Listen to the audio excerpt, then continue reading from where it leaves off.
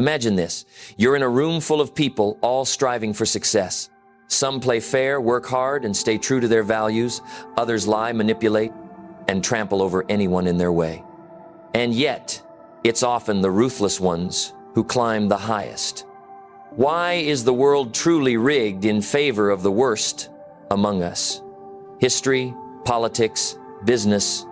Everywhere you look, you'll find examples of individuals who, despite their lack of morality, have achieved extraordinary power.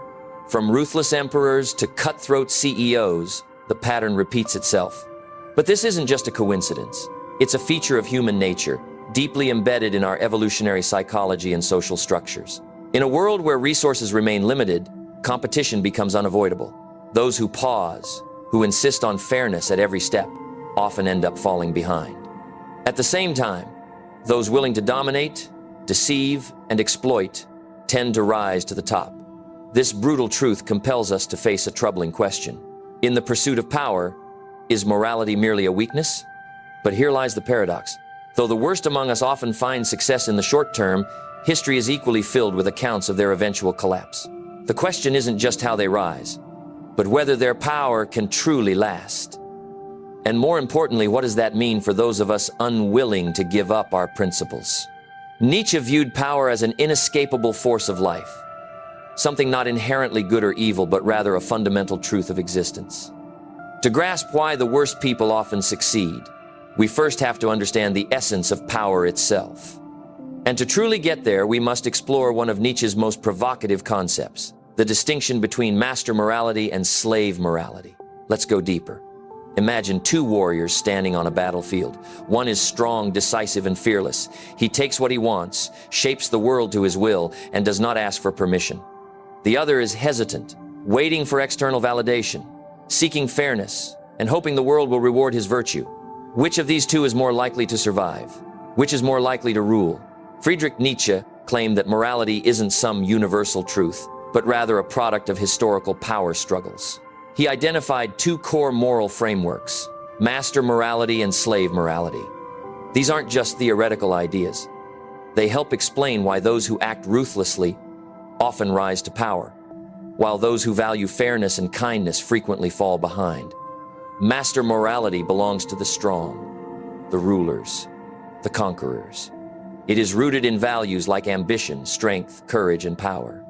For the masters, good is anything that amplifies their ability to dominate, create, and impose their will on the world. They don't seek validation. They determine their own value.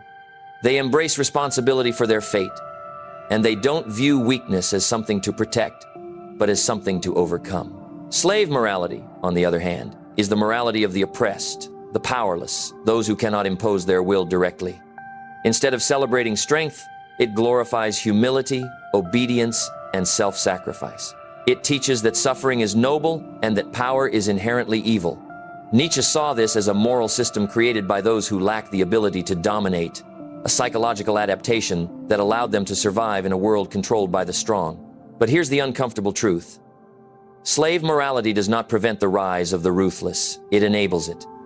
By condemning ambition and shaming the pursuit of power, it leaves power in the hands of those who do not care about morality at all. While the noble-hearted hesitate, those who embrace master morality take control. And in a world where hesitation equals defeat, the results are inevitable. So what are we to make of this? Should we completely cast aside morality and follow the ruthless path? Or is there a way to unite strength with virtue?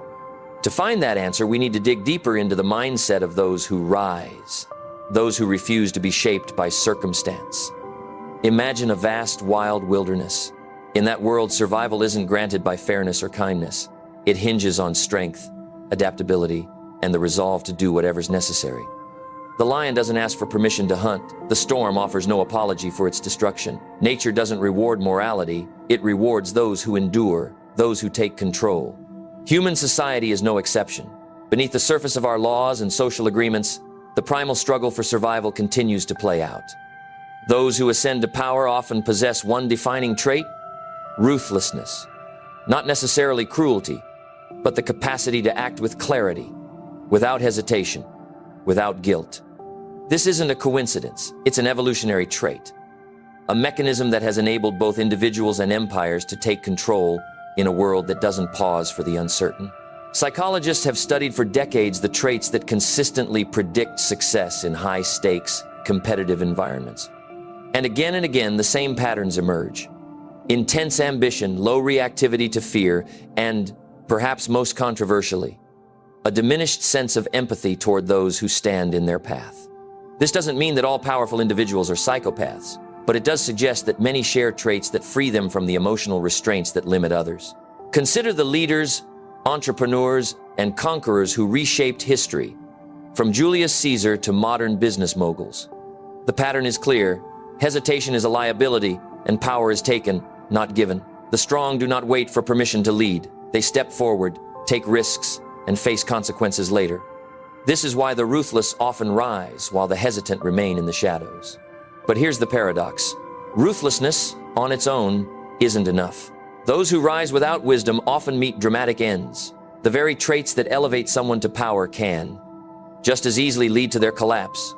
A leader who governs purely through fear will, in time, be overtaken by the very forces they once commanded. History is filled with fallen tyrants, those who believed themselves untouchable right up until the moment they weren't. So if power is often seized by those who are ruthless, does this mean that morality and fairness are doomed to fail? Not necessarily. But to understand why, we need to challenge one of the greatest illusions of modern society: the belief that the world is fair. From childhood, we are told a comforting story that the world is fair, that good people are rewarded, and that justice will always prevail. Fairy tales, religious teachings, and moral philosophies reinforce this belief. But then, as we step into reality, a brutal contradiction emerges. The hardest workers are not always the wealthiest, the most honest do not always lead, and the kindest hearts are often the most broken. This disconnect isn't a flaw in the system, it is the system. Fairness in many respects is a social construct, a story we tell to preserve order, not a reflection of how the world truly works. It's a comforting illusion, but an illusion all the same. Power and success aren't simply awarded based on merit. They're seized, fought for, and often guarded by those who grasp the rules better than the rest. Psychological studies have identified a concept known as the just world fallacy, the tendency to believe that life is fundamentally fair, that people get what they deserve. This belief is dangerous because it breeds passivity.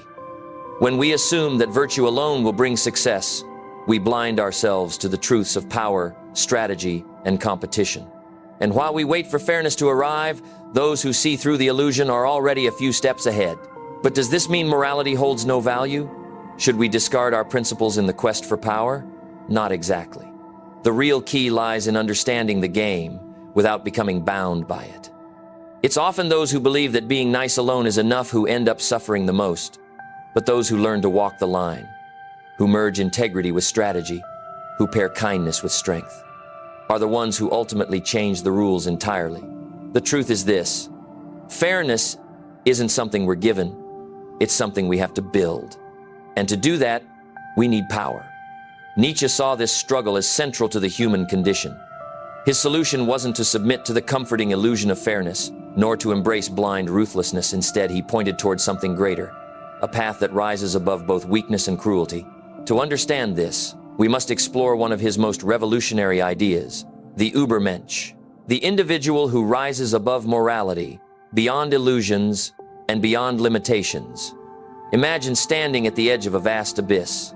Behind you lies the world as it is, filled with injustice, limitations, and the oppressive weight of convention. Before you lies the unknown, a path only the bold dare to walk. Most will hesitate, shackled by fear and doubt, but a few will take the leap. These are the Übermenschen, the individuals who rise above the masses, who forge their own path, who redefine power on their own terms. Friedrich Nietzsche's concept of the Übermensch, or Overman, isn't centered on brute force or blind control. Rather, it revolves around self-overcoming. The Übermensch is a figure who refuses to surrender to circumstance, who questions inherited morality instead of accepting it blindly, and who forges their own path instead of bending to societal expectations. At the core of the Übermensch lies the will to power. In contrast to the passive morality of guilt and submission, the will to power means embracing one's most primal instincts, to create, to reshape, and to give meaning to an otherwise meaningless world. It isn't about controlling others, but about mastering oneself. Where the weak remain bound by fear, the Übermensch advances freely, unchained from the illusions of society. But here's the crucial point. The Übermensch is not cruel for cruelty's sake. In contrast to tyrants and manipulators who grasp for power out of their own insecurity, the Übermensch has no need for validation. Their strength is drawn from within. They don't depend on deception or oppression, because their power arises from the self, independent of outside approval or temporary success. This is why the worst people may rise to power, but they will never truly transcend. The ruthless play, a temporary game, climbing through manipulation and force. But the Übermensch plays the infinite game, building something greater than themselves.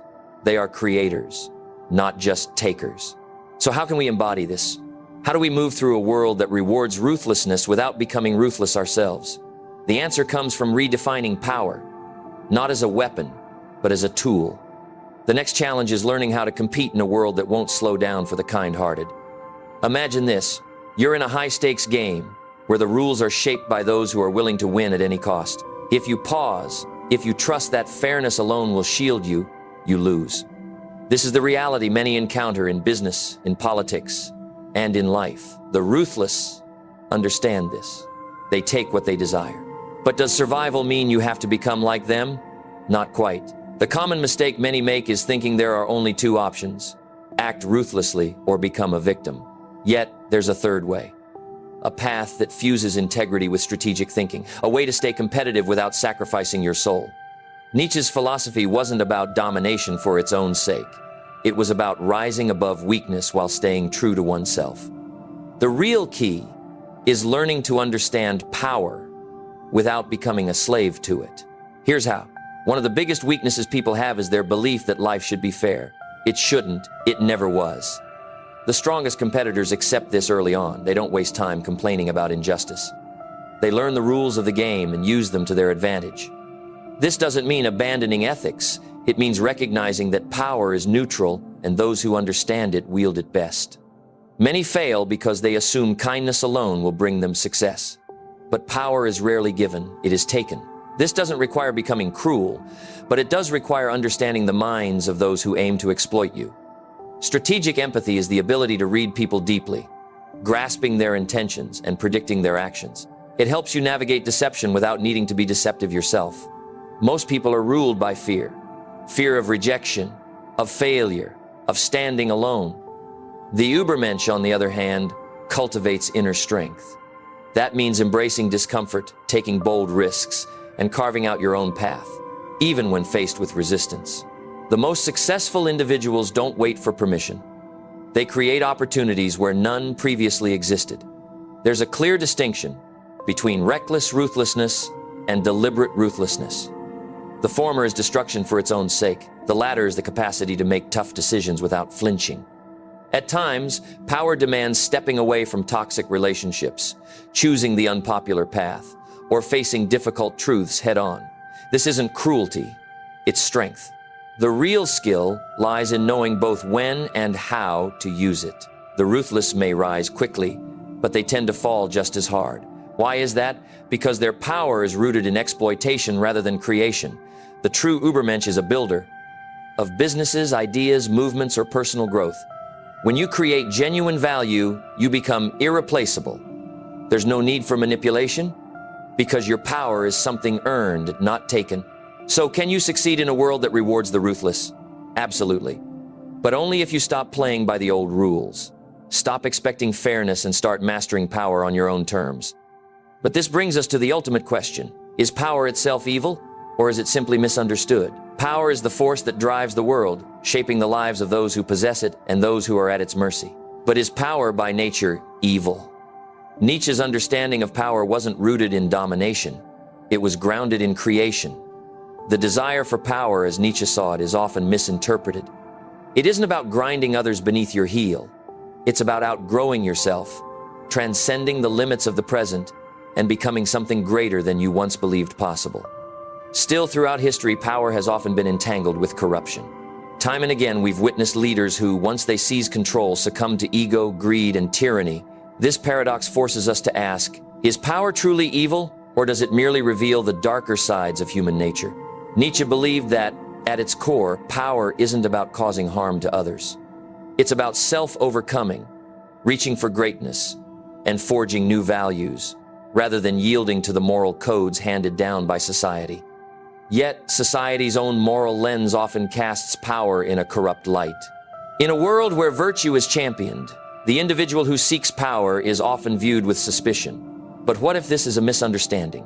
What if, by rejecting conventional morality and creating your own rules, you are simply embodying the truest form of life, one that is raw, unfiltered, and unapologetic?